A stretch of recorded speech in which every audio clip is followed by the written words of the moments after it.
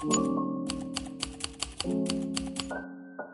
everyone, it's Nina and welcome back to my channel. Thank you guys so much for joining me for today's video. Today we're going to be starting another reading vlog, and this one is completely focused on queer historical romances. This is a genre I've really learned to love over the course of the last couple years, and I'm super excited to read all the books I've selected for this vlog and hopefully find some new favorites. I currently have 3 different books I've picked out for this vlog, so let me go ahead and show you what my selections are. The first one is The Secret Lives of Country Gentlemen by K.J. Charles. This is a gay historical romance set in the early 1800s, around 1810. This is going to be my 3rd book from K.J. Charles. I previously have read 2 other of her books in the Charm of Magpie series, which is her queer historical fantasy romance series. But I was looking into checking out more of her more bread and butter standard historical romances. This is also one of the only K.J. Charles books that is traditionally published. Normally she does just independent publishing, but the series that she has with Source Books is traditionally published.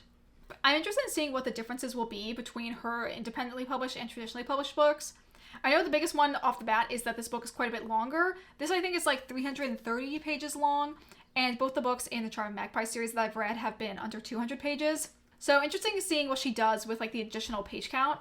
The next book I have for my TBR is Don't Want You Like a Best Friend by Emma R. Albin.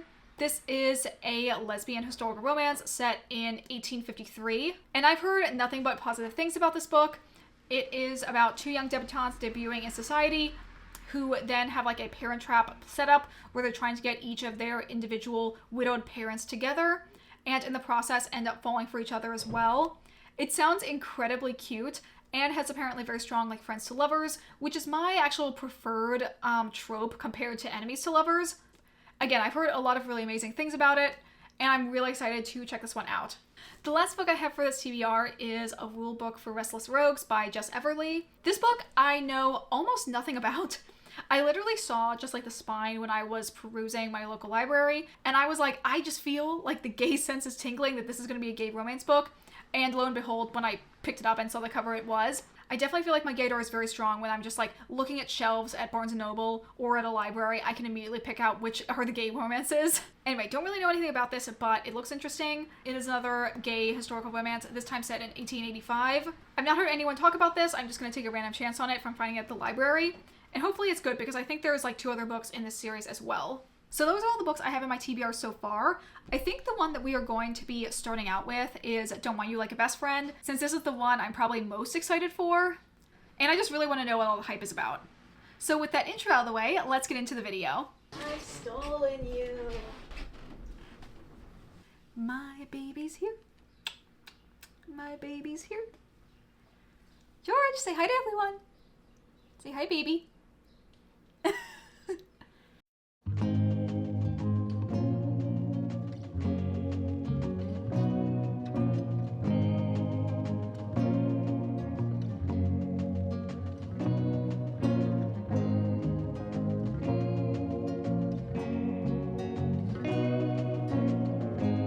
Okay, I'm currently filming on a Tuesday night, and usually I never film on weekdays, but I wanted to give you my first update because I did start over the weekend reading Don't Want You Like a Best Friend by Emma R. Albin. I've been flying through this book so far. I've been really enjoying my time with it. I'm currently on page 252, so I think I have around 100 pages left. And overall, I just really like this book. It is so incredibly cute. But it's also the perfect mix of both cute, fluffy romantic scenes and then absolute pain. I love Beth and Gwen's romance so much.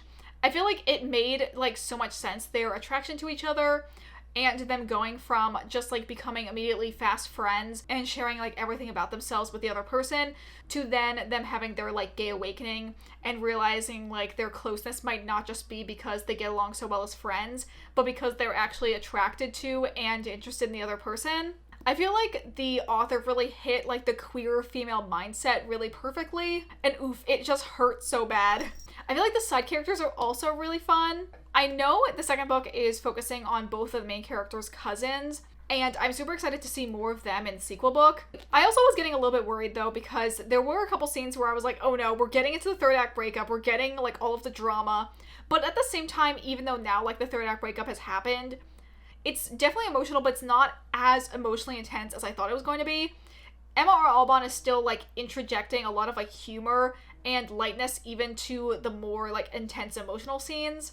So even with all the emotional turmoil that the characters are going through, it's not really a slog to read through. My only critique is that I do think it is dragging a little bit now in this second half. I feel like there easily could have been a transition where after they had like the main smut scene, they then were going to try and figure out a plan to be able to stay together. Instead of us having to kind of drag out this like forced marriage plot line where Beth has basically become engaged to this one guy to provide security for her and her mother, where I feel like the focus then should have been back on like the original like Parent Trap setup of how Gwen and Beth can convince Gwen's dad to take a chance and propose to Beth's mom. I'm sure that whole plotline is going to wrap back around in the end. But right now, both Gwen and her dad are kind of going through the emotional struggles of being broken up to by Beth and her mom. And it is kind of cute to see that like father-daughter bonding element, even as they're having like the worst time. So those are my thoughts so far. I'm probably going to finish this up in the next couple days. And then the next time I see you guys, I will have this finished for my final update.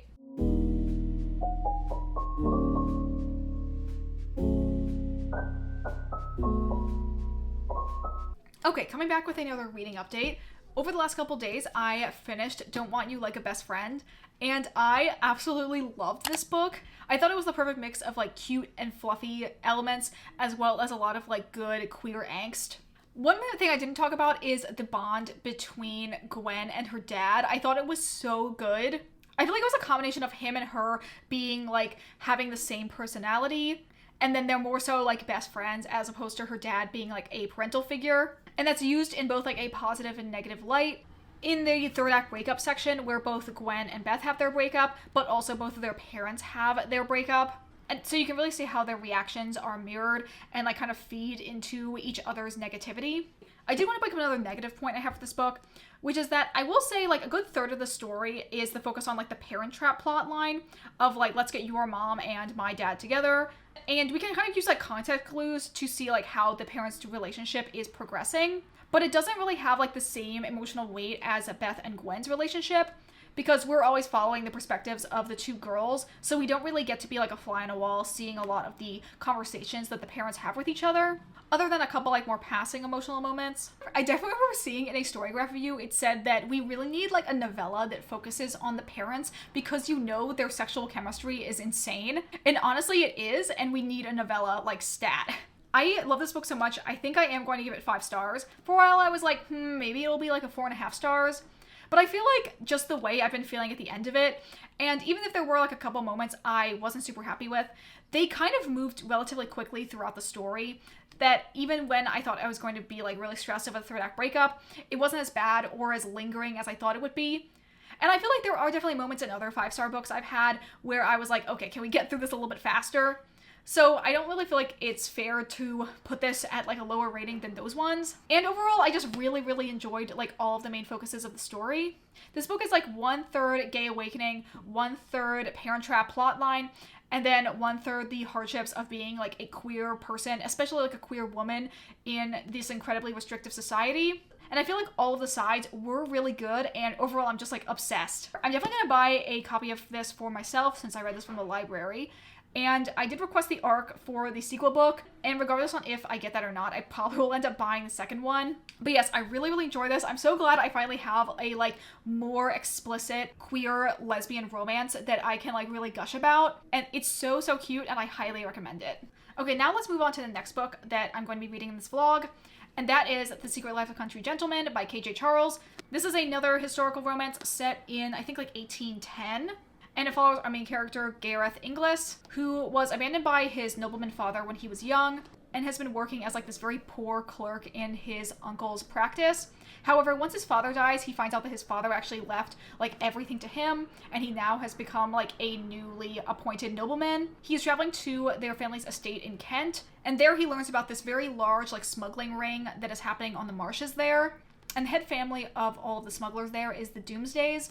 And he finds out that's kind of like the head son of the Doomsdays is this guy, Joss Doomsday, who Gareth previously had a romantic relationship with. So it's kind of like second chance romance, very much like enemies to lovers, opposites attract, where they're forced to like be in the same area again. I'm currently at chapter 7, which is 86 pages in, and I'm interested in like the overarching plot and where things are going, but I'm a little bit hesitant on like the romance, mostly because of the fact that Gareth is quite annoying. I feel like he's quite judgmental and a little bit rude, kind of purposely so. Maybe it's a little bit of like toxic masculinity where he's kind of like deflecting on any opportunity for him to be hurt by instead lashing out and hurting other people first. The whole reason like why him and Joss broke up in the first place is very stupid in my opinion.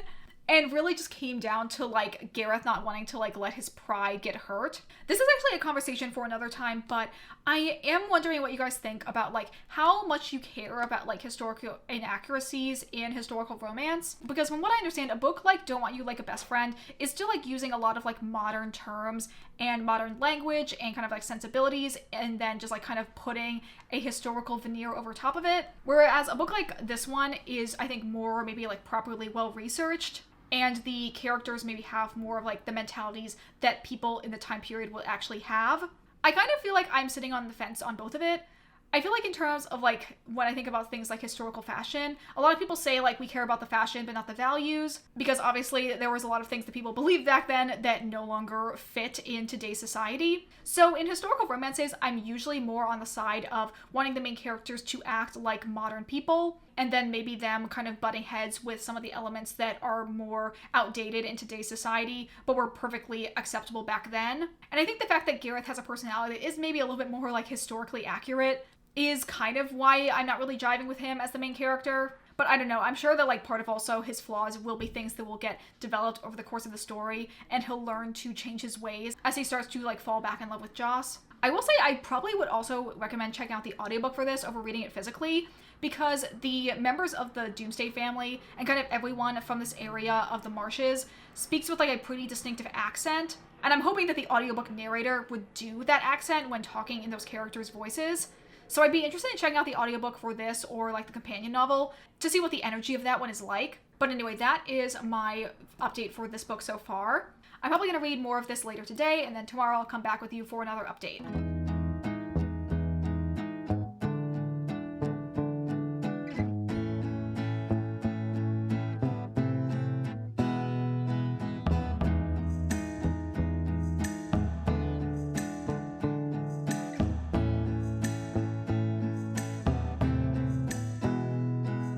Okay, so I've been making a lot of progress in reading The Secret Lives of Country Gentlemen. I'm currently at page 170, which is chapter 14. And I am liking it actually a lot more than when I last did my update. I feel like the dynamics of the characters have become a lot more solidified now, and I don't find Gareth as annoying. I feel like he also, in his own way, realized that he was in the wrong about a lot of things, and has started to open up and be like, ooh, I'm actually very sorry that I was such an asshole to you last time we met. And I feel like now it's just more so about him and Joss like reconnecting, trying to understand each other better and develop a more like deeper emotional connection. There's also a plot line where Gareth is like learning to be a naturalist, because it was something that his father was interested in when he had lived on the marsh, and he has like all of his father's like old notes. So Joss has been taking him around, and they've been looking at like beetles and other like different wildlife in the area.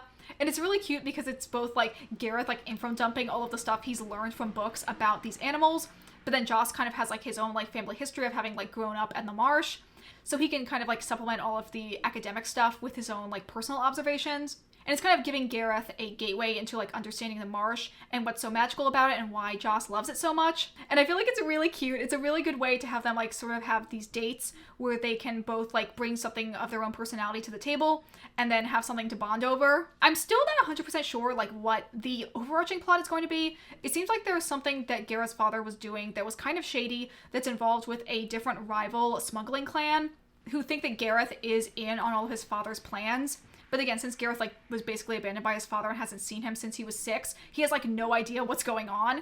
And Joss is sort of helping him out, trying to figure out what these people are trying to blackmail him over. But yes, overall I'm starting to enjoy the romance a little bit more now that Gareth has not been so annoying. I still probably do like Joss's character a lot more, but I feel like they're becoming more equal in my mind in terms of like understanding why they want to be in a relationship. So that's my update for this book so far. I basically have gotten through half of this book in the last like 3 days. So I'm moving pretty quickly through this, and I think probably in the next couple days I will have my final update to give you guys on this book. So I have now finished The Secret Lives of Country Gentlemen, and I wanted to give you like my final review on this. I think overall I'm going to give this 4 stars. I'm going to talk generally about my feelings on this book overall. Firstly, I feel like KJ Charles's writing style can give me a little bit of whiplash sometimes. Usually I really like her style, it being very like straightforward and to the point, with just like the right level of description to set the scene and establish objectives. And I also feel like she doesn't really write cringy spice scenes and interjects a lot of like realistic and funny dirty talk. But I do feel like sometimes her characters can come across as a little like info dumpy and stilted in the way that they talk to each other. Arguably, I prefer characters that actually do like communicate over having like any type of miscommunication trope, but I do feel like it sometimes comes across as a little like handholdy for the reader, instead of allowing the readers to more so see subtleties in the characters and how they're growing over the course of the story. I did end up really liking the romance in here. I feel like Joss is a really fun and interesting character. As I said before, I found Gareth a little bit annoying in the first third of the book, but I did come to grow to like him more, and I feel like he had a good balance of learning from his mistakes and his prejudices, while at the same time still keeping some of the core elements of his personality intact, which made him seem like more of a real person. And I did appreciate the more like larger dramatic storyline of the different smuggling families on the marsh, and how there wasn't a third act breakup and instead the drama was focused elsewhere. So yes, I'm going to give this one 4 stars, and I probably will read the sequel book, which I found out is actually set like 13 years in the future and follows a different character in Joss's family, who we meet in this one as like a teenager, and the second one will focus on him when he's like a young man in his 20s. And I think it's his romance with another character that we haven't met in the series so far. So now that this book is done, I have over the course of the last week been reading A Rulebook for Restless Rogues by Jess Everly. I've been doing a mix of listening to the audiobook for this as well as reading it physically. This is a historical romance that's set in 1885 London, and it follows our main characters David and Noah, who are childhood best friends that met when they were in a like all-boys boarding school in their teenage years. And they basically were each other's gay awakening. And while they fooled around a little bit while they were teenagers, now that they're in their late 20s, they just are best friends. David runs a queer gentleman's club, and the main like crux of the story follows that the Baron that actually owns the club but wants to shut it down, and David is trying to figure out a way to convince him to let it stay open, because not only is his livelihood tied up in that, but he obviously doesn't want to like destroy the community of queer people that he's helped foster through the club. I've been really enjoying this book. It is so incredibly cute. It kind of does like a little bit of a dual timeline where there are a couple chapters that are flashbacks to when David and Noah were in school. And right off the bat, you can see like that they are so in love, and it's driving me insane. Their chemistry immediately is like off the charts. The writing style reminds me quite a bit of Cat Sebastian, who's another pretty famous like historical queer romance author. I am a little bit like, okay, what even is the plot? Because I am now pretty much halfway through the book, and not a ton has happened. It's very much like slice of life, getting into like the minutia of individual scenes and seeing the relationship first over like any bigger plot line. And honestly, I'm not mad about it.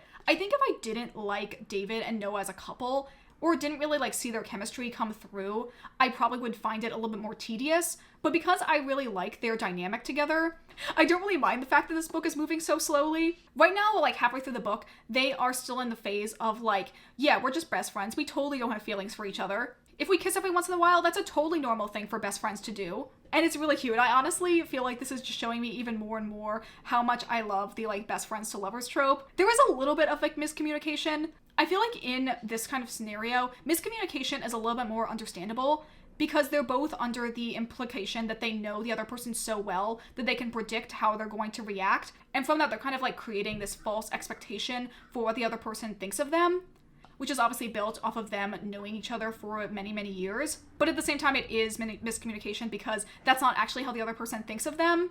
So they're both kind of like just brushing under the rug and not thinking that the other person is taking the fact that they like them that seriously. But eventually, like, the other shoe is going to drop and they're going to realize that the other person has feelings for them and that they really are kind of getting in their own way of preventing themselves from being a couple. I do have my suspicions of where this book is going to go. Part of the plotline is that the Baron is requesting that David go with him to like the countryside, but at the same time, David has to pretend to have a wife so it won't like look really dubious to people on the outside that the Baron that runs the club is inviting this like much younger man to his estate.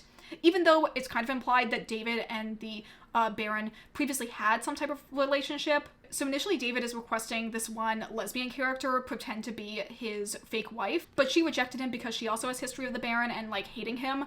So I think what's going to happen is the other character, Noah, he actually established early on does drag. So I think that he's going to dress up as a woman and posed to be David's wife. I really, really hope that's the direction that the book ends up going in. I'm pretty sure I saw a review on the Storygraph that said that this kind of had like historical The Birdcage vibes, which if you know the plot of the movie The Birdcage is basically that. It basically involves a drag queen trying to pass as a married woman. And I really, really hope that that ends up being the plotline for this because it sounds so good. Also, I don't know if this is just because they're not as popular or just I have not seen them very often, but I don't often see gay male romance books where one character is so much more like femme-coded. But the fact that Noah is effeminate and does drag is brought up a couple times in this, but I kind of really like that and wish it was like more present in gay romance books. Anyway, I'm really enjoying this so far. The only negative thing I have to say is that I think that this cover is so ugly. I also found out that this book is actually technically the second in a series of companion novels. The first one has a very different cover design, which I'll put up over here, and I honestly wish that they went through this style for the other books in the series. I think you can read them out of order. The only thing that we really know, obviously, is that the main characters from the previous book in the series are now like an established couple in this one. And there's a couple mentions to their relationship, but they're very, very like minor characters, so you don't really have to read them in order to get the full story. I think there's enough context in this one to read them in any order. And I don't really feel like it's a spoiler to say that like, oh yeah, no duh, the characters that were a couple in the previous book get together and are still together and a couple in the later books in the series. I feel like it's about the journey as opposed to the destination in a lot of romance books. Anyway, that's my review of this so far. Again, since I am halfway, I'm currently at chapter 10, which is page 153. I think I'm going to be able to finish this in the next couple days. I probably will read a little bit more physically today and tomorrow, and then probably finish it up listening to the audiobook when I'm like on my way to work. So I'll come back with you in a couple days when I have my final update for this vlog. Okay, so actually I have one more thing I wanted to do right now. I got a package from Pango Books, so I thought we could open it up on camera. Ooh, this is like really well packed. Ooh, oh, this is really thick. I thought it was going to be much smaller. This is The Last Son by Katie Edwards. This is a, I believe, fantasy queer romance that I heard Riley Marie say in passing is very supernatural coded. I can't say I was ever a huge fan of Supernatural back when it was airing, but as a long-term Tumblr girly, of course, I have to salute our brave soldiers in the Super Hulock fandom. I've been wanting to get this for a while now, but I was having a hard time finding it secondhand. But then I got like a coupon from Pango Books, and I finally saw that this was available, so I decided to take the plunge and get it for basically like half off. I already own the second book in the series that I got from Half Price Books, which is why I wanted to buy this one. And if I like the first two, I'll probably buy the third one new.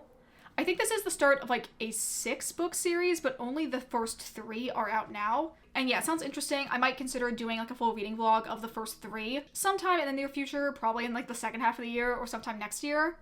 But yes, very happy I finally have the first one so I can start it now.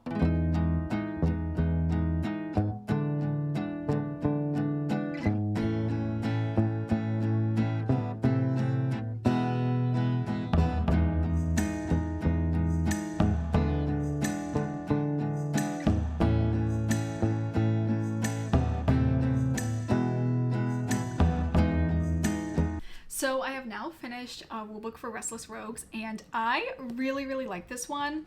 I did end up perusing like some different Storygraph reviews to kind of see what other people thought of it, and I saw quite a few comments from people saying they felt the ending was a bit rushed, but to be honest, I really loved it. I do feel like there were some indications earlier on of like where I thought the book was going to go that could honestly be like a full-fledged secondary version of this book. But the direction it ended up going in was not what I had expected. I totally didn't see one of the big twists that ends up happening, and I was actually really pleasantly surprised by it. Also, by the end, I realized I had really grown to love a lot of the side characters. I feel like this crew has a lot of the same energy of the Last Binding group, with just like a bunch of queers up against the world, and I really just like love that energy. I also should mention that there is no third act breakup. The characters reveal that they have feelings for each other around like 50% to 60% through the book. And then the end portion is more so like the drama that gets set up in the actual summary of the book. Also, the final smut scene, literally like my jaw was on the floor. Overall, I really love this. I definitely have to read the other books in the series. And I actually ended up starting to do that. I have moved on to reading the previous book in the series, which is The Gentleman's Book of Vices, which has a very similar title to one of my favorite books of all time, which is The Gentleman's Guide to Vice and Virtue. Don't think that's intentional. And they honestly don't really have that similar vibes. I currently am about halfway through this book. I literally read the majority of it as an audiobook in one day, but I don't think I'm going to finish it for this vlog. This is a companion series, so 2 of the side characters that appear in this are the main characters of this book, and this one follows the relationship of Charlie and Miles.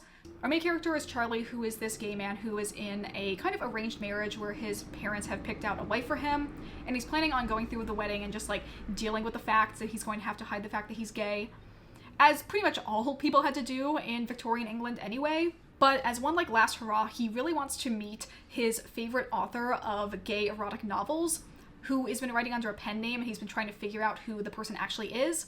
And through like a friend, he's able to find this person and track them down, and that person is Miles. Miles is incredibly closed off and paranoid, so he's very like taken aback and like concerned that someone has figured out his true identity, since he doesn't want to like go to prison for being gay and for writing like obscene literature. But through some different interactions, some of them being quite funny, Miles and Charlie end up starting a relationship. At the halfway point right here, it's mostly been them like starting to figure out how they're going to fit together as a couple. Again, it's very slice of life, but I think maybe the main crux of the drama will come from the fact that Charlie is considering breaking off the marriage. And it might be kind of like a, who am I going to choose in the end? Am I going to kind of like shut away the part of myself that is interested in men and just suck it up and marry this woman? Or will I kind of tempt being ruined and go with the man that I'm actually in love with? So I'm interested in seeing where the rest of this book goes. We do get some small snippets of David and Noah in this one, so it's kind of cute to see like where the characters originally came from and then how they're further developed in this book. This book is also set 2 years prior to this one, and again, since it's a companion series, you kind of can read these in any order.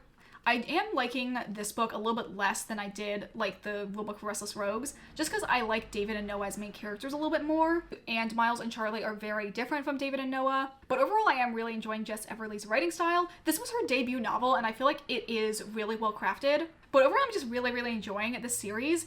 And the 3rd book comes out in June, and it's actually a lesbian story, following this one lesbian character we've met in the previous 2 books, as well as Noah's sister. And I'm super excited to see what the relationship dynamic is going to be like. Even though I'm only halfway through this one, I think I'm going to end the vlog here. Overall, I loved all of the books that I have read for this vlog. I'm just so pleased that I was able to find all of these amazing books. Even some that I didn't really expect that much from. And a lot of them are in series that I feel like I am now very committed to read more from.